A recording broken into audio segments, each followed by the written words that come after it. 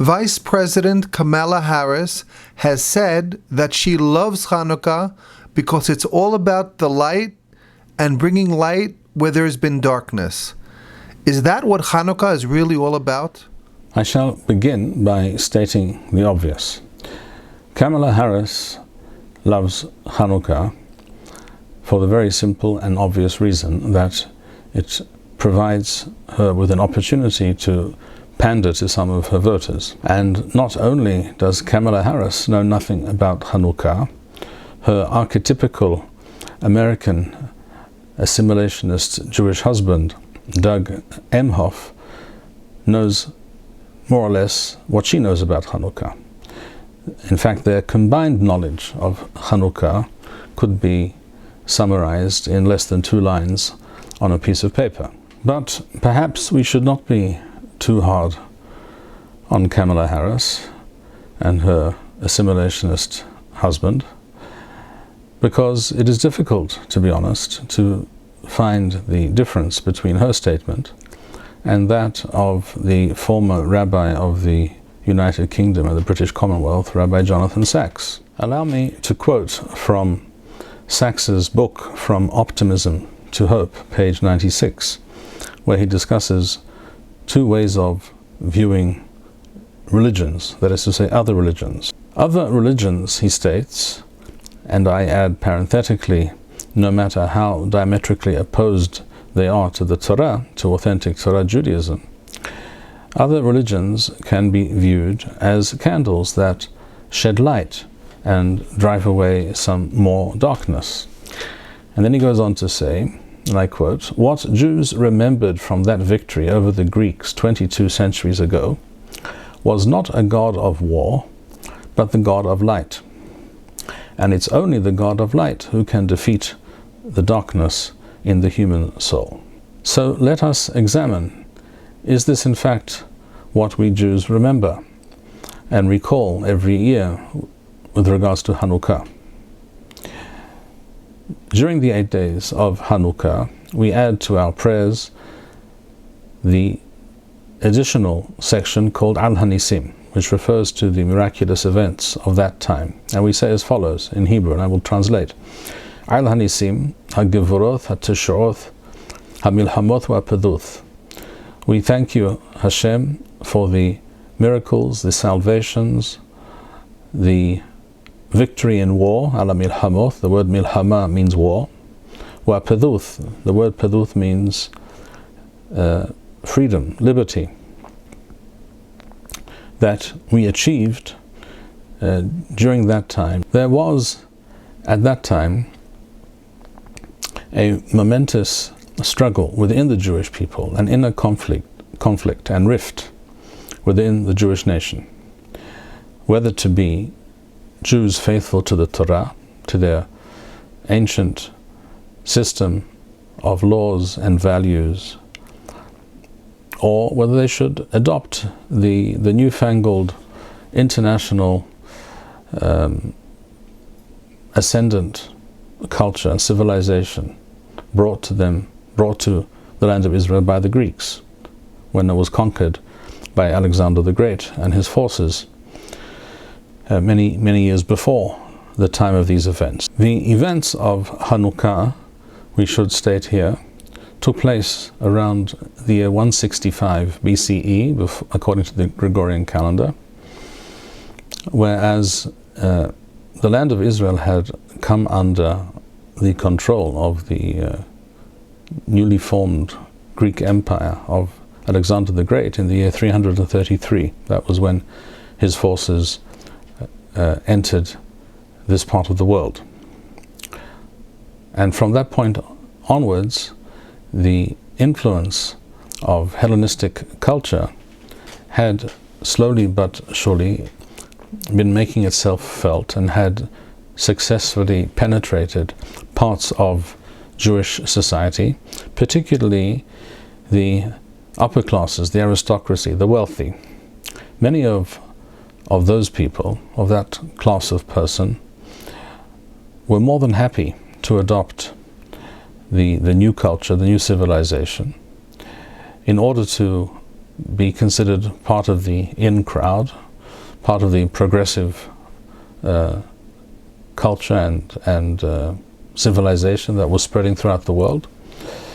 And it was also expedient and pragmatic from their point of view.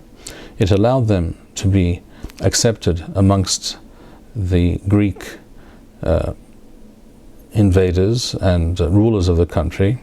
This allowed them to be seen as Greeks and therefore to be eligible for government positions, very lucrative positions, particularly what was known as tax farming. In other words, the Greek administration was interested in having local talent, so to speak, who would cooperate with them in ruling and taxing the populace.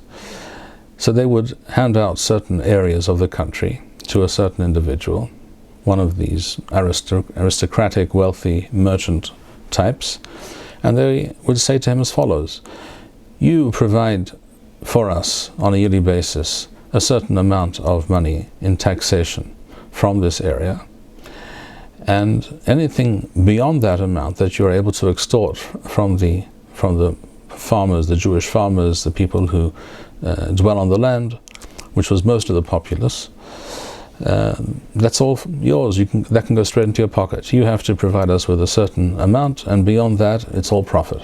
This was extremely lucrative and desirable as in terms of an occupation for such people, and the price that they were expected to pay, which was not to circumcise their sons, and not to teach them the Torah, and not to keep the Shabbat, the Sabbath, but rather to adopt Greek customs and ways and religion, with all that entailed. This was a small price, if a price at all, in the eyes of some of these people who were more than happy to go along with this new wave of progress. And all this is explicitly mentioned in this additional tefillah, this prayer that we add during the days of Hanukkah, al-Hanisim, where we state that the descendants and the followers of Matityahu, the priest, HaKohen, who continued the revolt after their father's death, Hashem helped them in their struggle, which became a military guerrilla campaign. And we say as follows: وَأَتَبَ رَحَمَكَ رَبِّيمْ, and you, in your great mercy, وَمَذْتَ لَهَمْ بَعِثْ سَرَثَمْ, you stood by them in the time of their crisis and trouble. رَبْتَ أَثْ رِيVَمْ, دَنْتَ أَثْ دِنَمْ, نَقَمْتَ أَثْ نِكْمَثَمْ, you fought against their enemies, you allowed them to wreak havoc and exact vengeance from their detractors and their foes. Masarta giborim biad haroshim, you handed the mighty, those who were schooled in the art of warfare, into the hands of those who were not so schooled. Masarta giborim biad haroshim, rabim biad ma'atim, many into the hands of the few.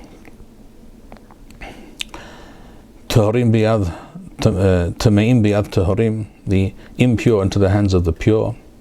This is a reference to the widespread practice of the Jewish people to live according to the rules of purity, of Torah, mentioned in the Torah. Rashaim biyad sadikim, evildoers into the hands of the righteous.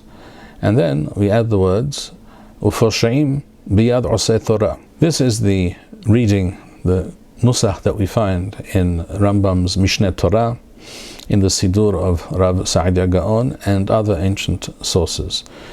In most Sidurim today, we find a slightly different version, but the intention, the meaning is precisely the same. There we read, وَزَيْدِمْ بِيَدْ عُسَكَيْ ثُرَثَخَ.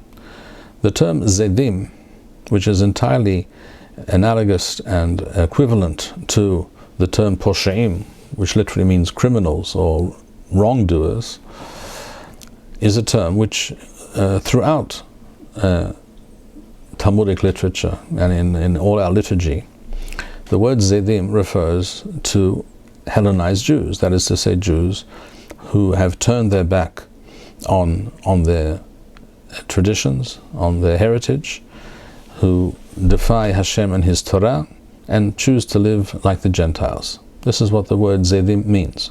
This is exactly what we say in the daily prayer known as the Amidah, or the Shmonesrei Berachot, the 18 blessings, where we refer to the Meshumadim and the Minim and other types of deviant and apostate Jews, and also we make reference to other enemies, not necessarily Jewish enemies. And we end that bracha by saying, according to many versions, Baruch Atah Hashem, Shover Oyavim, He who breaks or destroys or knocks down our enemies, or Shover Oyavim, Umachni'a Zedim, and He who lays the apostates, the Hellenized Jews, low.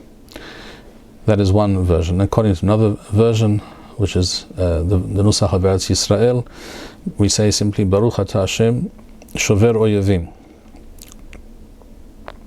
But the intention is to include all kinds of enemies, both external and internal. And this understanding of the word Zedim appears also in the Perush, the commentary of Rav Hirsch on the Siddur, where he writes, Tameim, Rasha'im, Zedim. These terms that we mention in that additional prayer, Ananisim, he writes in Hebrew, Hakavana la Yudim porake'ol ohadeh yawanim.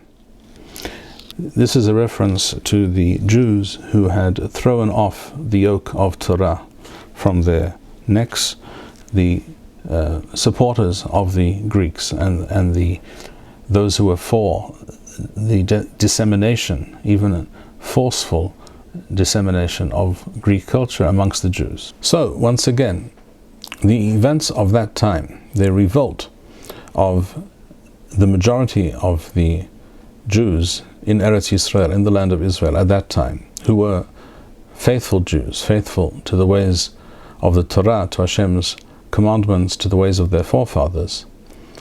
This revolt was both a war against the foreign occupying force, the Greco-Syrian Empire, but it was also, without a doubt, very much a civil war against those Jews who wished to bring all of the Jews into their camp, into the Hellenized camp. Towards the end of that additional prayer, Alanisim, we do mention, without a doubt, the victorious return of the Jews to Jerusalem and the temple precinct from which they had been banished, both the temple and all of Jerusalem, for some years, for some time, by the Greeks and the Hellenized Jews.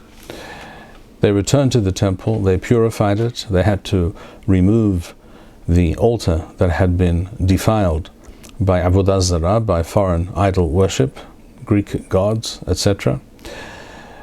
And the altar was rebuilt and the temple was rededicated. The very first thing that it was possible to begin anew was the lighting of the menorah, something which was done every day in the Mikdash, in the temple.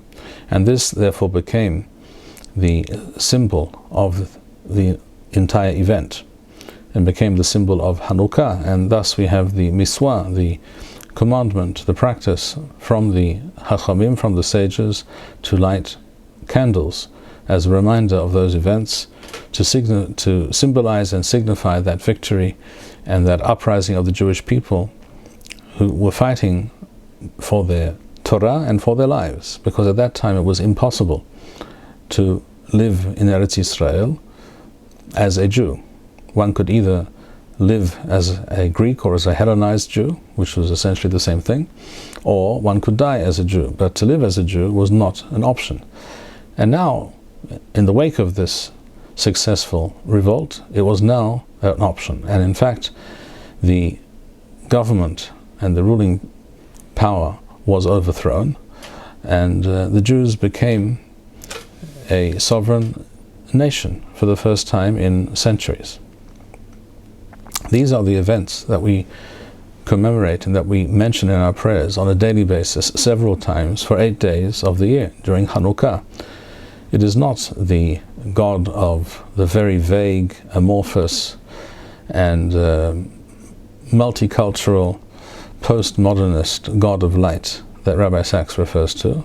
It is very much the Jewish, authentic God of Abraham, Isaac, and Jacob, the God of war and vengeance where necessary, where the Jewish people are threatened and oppressed. The Jewish people know how to rise up and fight their enemies, defend themselves, and be victorious. Thank you, Rabbi Bar-Hayim. We would like to encourage our viewers to share these videos with friends and send in your responses. We would also like to suggest the following opportunity to our viewers. If you identify with Rabbi Bar-Hayim's message and would like to sponsor or dedicate a video interview with the rabbi in honor or memory of a loved one, if you would like to obtain Birkon Nusach Eretz Yisrael or invite the rabbi for a speaking engagement, please email us at office@machonshilo.org. If you are inspired by Rabbi Bar-Hayim's message and would like to get involved in Torah Eretz Yisrael activities in your local area, please fill out the relevant form by going to the link which appears on the screen.